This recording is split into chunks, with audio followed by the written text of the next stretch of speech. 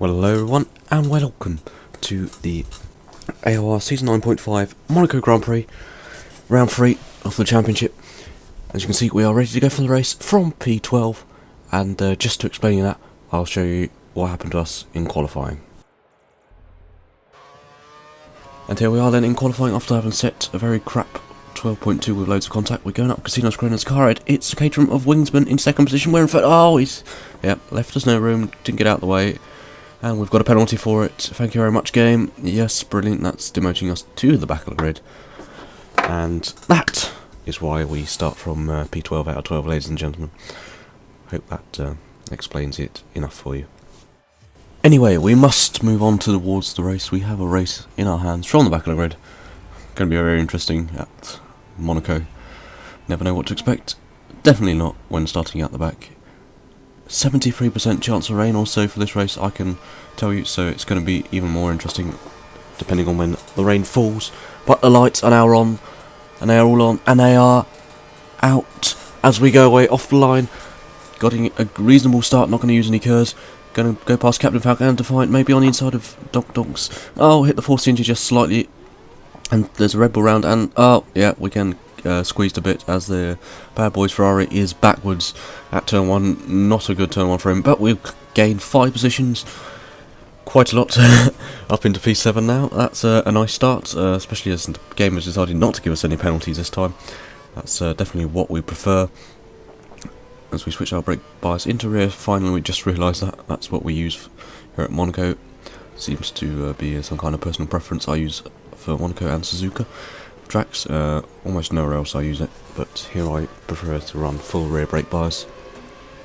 So we now used a bit of our curves down towards the tunnel. Glare of the centre helmet spiking up very interestingly when you get those artificial lights. Oh yeah, Dan the Snake, I believe, in his McLaren has just hit the wall on the inside by the looks seems and spun himself, or maybe possibly has been more contact there. Now Falcon is all over the back of this Force India ahead. I believe it is Donks. They made a bit of contact between the two of them. We'll have a look. How does this go? Towards the end of the final lap we go. We're using the rest of our curves, going towards the line to complete the first lap. Falcon's having a look down the inside. We're going to get squeezed out on the due to turn 1. That was almost where. Oh no, Donks has got it wrong. We're going to go around the outside of Falcon, around the outside of Donks, up the hill towards Casino Square.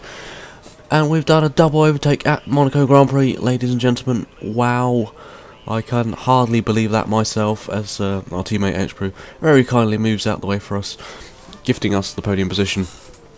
So we are now on lap 2. Actually, back where we should have qualified. So that's rather nice and rather interesting how that's panned out. Quite a bit of good luck, I would say, from our point of view. And we'll just push on now, and hopefully we'll be able to improve our position a bit more than what we already have, which, well, is almost impossible with only 2 people ahead of us. But we'll skip on to see how that goes. And on lap 9, still on the options, we smashed the back a bit. There's a few raindrops coming down now on the track, but we don't want to stay out any longer on these options. They are pretty much almost brick red, and we've lost a bit of our front wing end plate. Whilst we've been at it, I think it actually was at the back possibly, but we're definitely going to pick this lap for the prime tyres, and we'll run them until whenever the rain's heavy enough really to switch to winters. But doesn't look like that is the correct time to do so at the moment, and possibly not for another 5-6 laps possibly.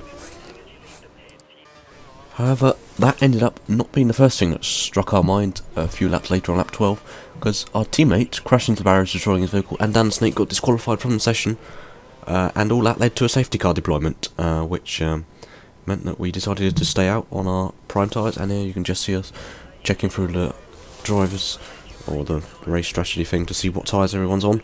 And we found out that Iceman is on the intermediate tyres ahead, so he will be struggling at the moment. Our tyres are quite warm as the safety car now is ready to come in on lap 14. The guys behind us haven't caught us behind P4, so we will push as hard as we can. Defiant will get out of the way here on the start-finish straight. Yes, he will. He's on the options, so he's on the good tyre compared to Falcon, who I definitely believe is on the wrong tyre. And you can see how much we're gaining up and towards turn 1. We've had a bit of a lock-up, but that doesn't matter. We know we can get past him soon. We definitely need to get past him sooner rather than later. For some reason, the safety car has let Wingsman go really early. You can see he's already got a massive lead ahead of Iceman, so I think P2s are going to be up. Bishop! Oh god, no, we've hit the wall. Bit of front wing on there. Second time we've done that now. Now going down towards the hairpin. Will we have a look down the inside? He's very slow. Yes, we done outbraked him down into low hairpin. And that is the move for P2.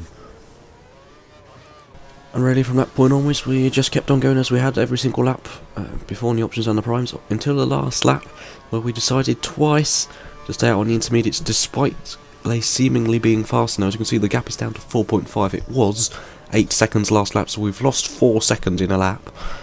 And now the track is even wetter than ever, so Iceman could be on our arse any second now going through the first sector. You can see there's 10 seconds to Wingsman behind. We've actually closed that a bit compared to what it was. But still, he had a massive lead and we haven't really managed to get anywhere near him, really.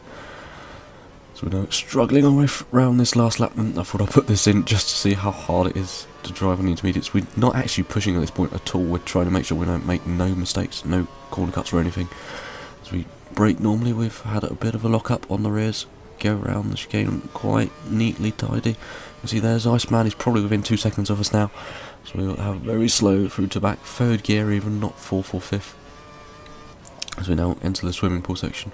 Actually faster than the last lap, you can tell we definitely made some mistakes. As we just had to cut there because we knew we'd smash the wall if not.